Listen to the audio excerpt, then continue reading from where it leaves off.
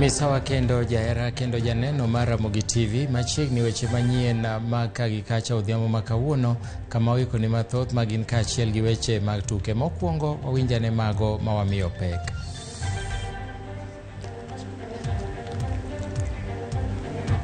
Mana kamano wadhi achiel kachiel e wach mokwongo kama yudo ni Jo-Kenya mathoth makwan gi 3.5 ni kama rach ka nyithindo makwan gi romo 960 odak gi nong'no kaluwore kod oro masani liyo e thoth gwenge ma pacho ka. Kaluwore kod duol mar NDMA, counties 22 kuom 23 motuo gi makoth nokie motisi ni asal counties ni kama rach ka counties 9 kuomgi ni kama rach ahinya kama moko 13 bende koro dwaro resruok mapiyo. Piny owacho koro dhi nyime kod ruyo chenro mag reso oganda ma kech ohingo kod nyithindo mani kod nong'no. 9 counties including Kilifi, Mandera, Marsabit, Samburu, Turkana, Wajir, Isiolo, Kitui and Kajiado are currently in alarm drought phase. 13 other counties are in alert drought phase. Unfortunately, high rates of children at risk of malnutrition have been noted in Marsabit, Mandera, Garissa, Baringo and Isiolo counties. The interventions that we have include food relief, we have water tracking, we have nutrition, treatment for nutrition, provision of livestock feeds, and also even cash transfers. Jatend piny Kenya William Ruto notelo ne nyasi makende masidho obila motieko tiegruok e katiegruok ma Embakasi e buore Nairobi. Ruto noten kod jalupne Rigathi Gachagua kod jatend migawo mar arita Ngire Kithure Kindiki kama ne gisingo bero lwasi makare ne obila. Jatend piny owacho nojiwo obilago ni sirikal biro sirogi makare kendo neno ni gichwalo tijgi mong'ith kendo jiwogi ni kik gidonji e weche mag siasa. You go forth to serve in an increasingly complex and dynamic security environment, with diverse novel threats emerging on a continuous basis to compound ordinary crime and chronic security challenges. The police service, from political and bureaucratic control by relocating the police budget from the Office of the President to the Office of the Inspector General. Without autonomy, the police service is vulnerable to weaponization, making it a threat instead of an asset to challenges in our security and law and order sectors.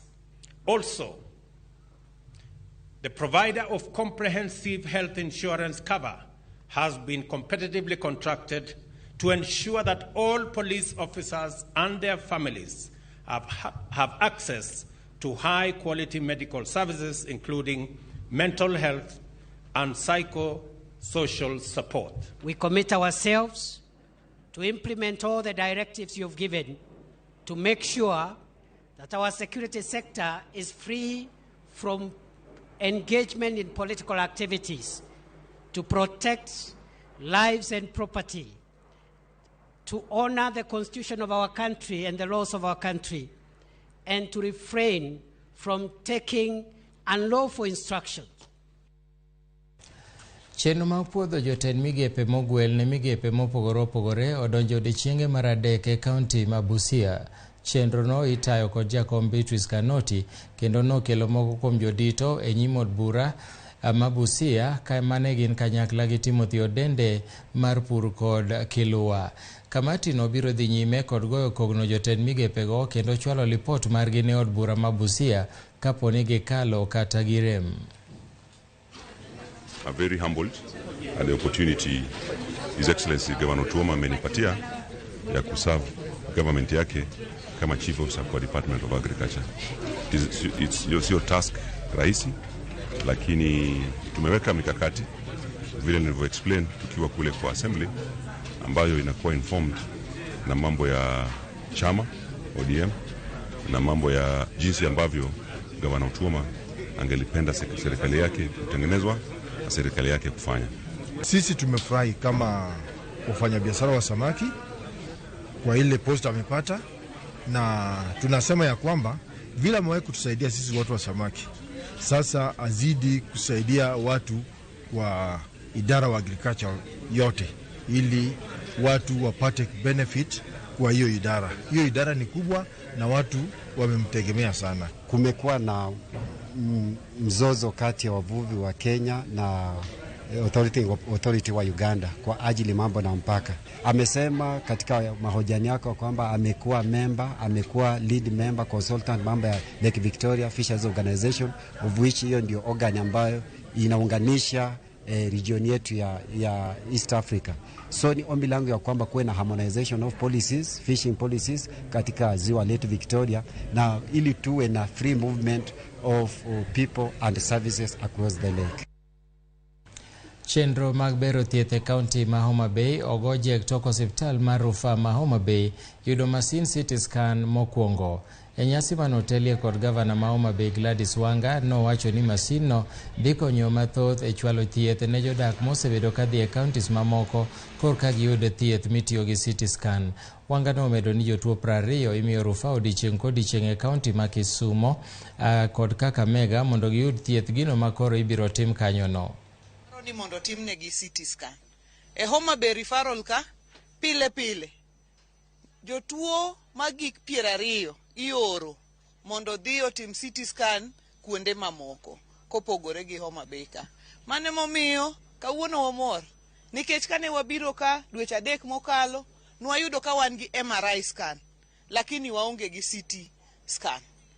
Nwawacho kendo nwasingo ni endalo mapiyo kaka nyalore wabro bedo gi CT scan. Koro kawuono wachopo singo nikech sirikal nyaka chop singo mochiwo. Kawuono wachopo singo mar keto CT scan Homa Bay County Teaching and Referral Hospital. Kawuono jatuo madhi kuongo donje CT scan en jatuo mamiyo Mirunda Beach e Gembe kucho. Kendo osebedo ka jumba 2 kanoore ni mondo dhi otim CT scan to noonge gi nyalo mora monyalo dhigo e CT scan. Koro kawuono idhi gole ward tikele CT tidwoke ward tithiedhe thieth dhi kode nyime. Mano e lokruok maradiera mwadwaro.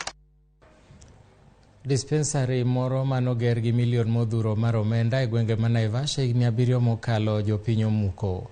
Jopingo mane gi owang' nomuko ka thiethno manoger gomenda mag CDF kagiwacho nosebudho kapok ochako tiyo ka bende nogere lop ng'ato. Jokanyo mag jopur Perethram wacho ni lobno margi mane ging'iewo 78 ka higa mar 2016 apisi ma jaod bura makinde nokokale CDF nokawo lobno kendo gero ka thiethno ma bende nokas gedo mare mar dino ne gidhi e doho. Hakuna hospitali hapa sababu hii ni nyumba ilijengwa na nani? Na MP anajenga hospitali. Hospitali inajengwa na county government. Lakini huyu ndio anakuwa anajenga hospitali. Hatukuja kupomoa, tumekuja mkutano. Nikawajulisha ya kwamba sasa tulikuwa tumepewa samba na tukaambiwa tujadiliane sisi wa Gudibiri na tukajadiliana hapa. Na tukaagana waondoe hizi vitu zao pole lakini wamekataa. Sasa wamebadilika na walisaini. Tumepewa shamba letu. Na sasa walisaini. Na sasa kuondoa hii ndio wanakataa. Na tulinunua hii nyumba sote. Hiyo umesikia watu 542. Na tulikuwa tunakatwa kitu kidogo. Baka hii shamba ikanunuliwa. Sasa baka ikaja hivyo Sheridi amesema. Watu wakagirabu wanataka kujenga na wakajenga. Sisi tukakasirika. Tukaanza kesi kuandamana nini, tukienda hapa tunashinda, tukienda hapa tunashinda. Baka ikakua hiyo wakati unasikia walikuja pande mbili wakakaa, tukaongea tukasikizana. Alafu wakageuka. Sasa wakigeuka tungefanya nini? Nituite mkutano. Tukaanza kuita mikutano na mikutano ikawa sawa na tukasema hivyo ndio hivyo. Baka wa leo tumekuja asubuhi. Tuliitwa na kamati tukuje na tukakuja. Tukaulizana nini mzuri. Sherede tukamwambia ondoka, akaenda. Sisi wana chaba tukabomoa nini? Sababu hapa hakuna hospitali. Hii si hospitali. Sasa ile kitu tunajiuliza, ikiwa vile hawa watu huwa wana complain, wana claim ati hii ilifandiwa na NCDF. Sasa mtu ambaye amesoma ni nani anaweza kwenda kujenga kwa shamba la mwenyewe na hana title deed? Johala manomi chik madar kuondegi mag uso mapile kiterogi Uhuru Business Complex koro kwayo piny owacho ma kaunti ma Kisumo mondo konygi lando lokruok motimnegi mondo mi kik giwit jonyiepo kendo handgi kik dog piny. Ne gimedo ni weche ler kod mol mar oula e chirono bende onego rangi mondo mi koth kik biroch chenro magi mag ohala. Ka bende gikwayo kwe kod horuok e kinde ni mogandago oloso e seche ma bende ne gidhi nyime kod gero stonde magi biro loke ohala e chiro mar Uhuru Business Complex.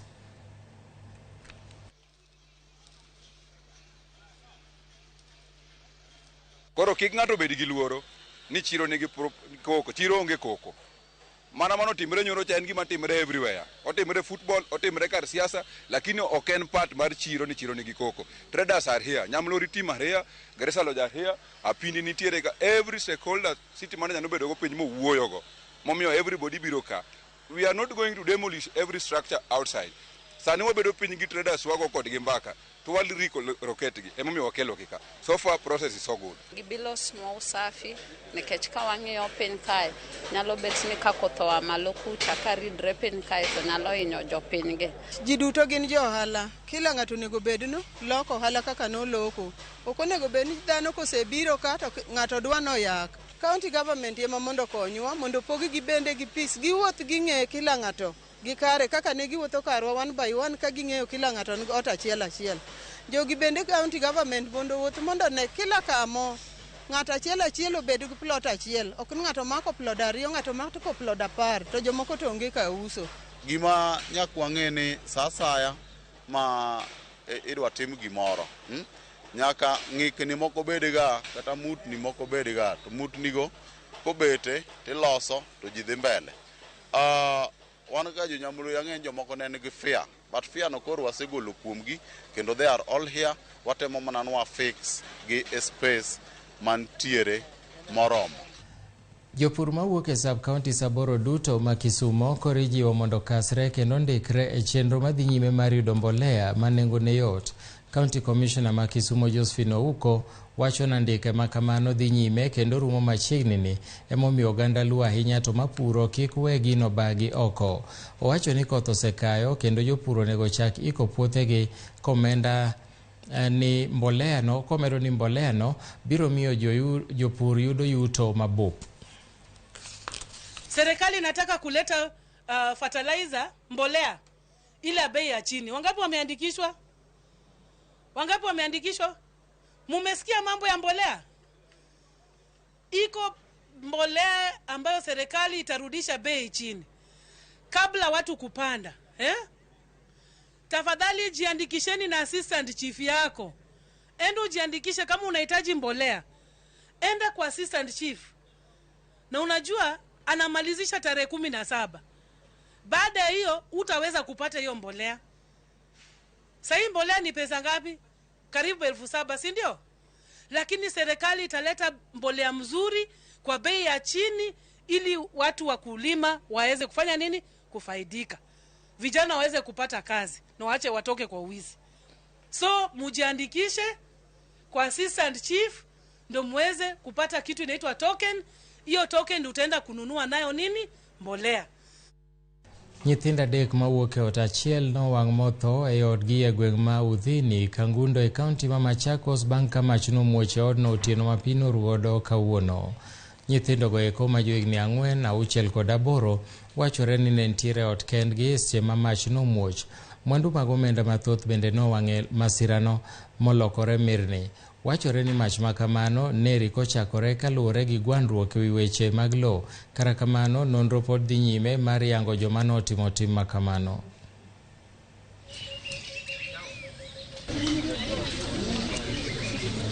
This family was in my office yesterday and we tried to solve this amicably. And I could also bear witness that they had a long-standing dispute from the past decades. Yeah.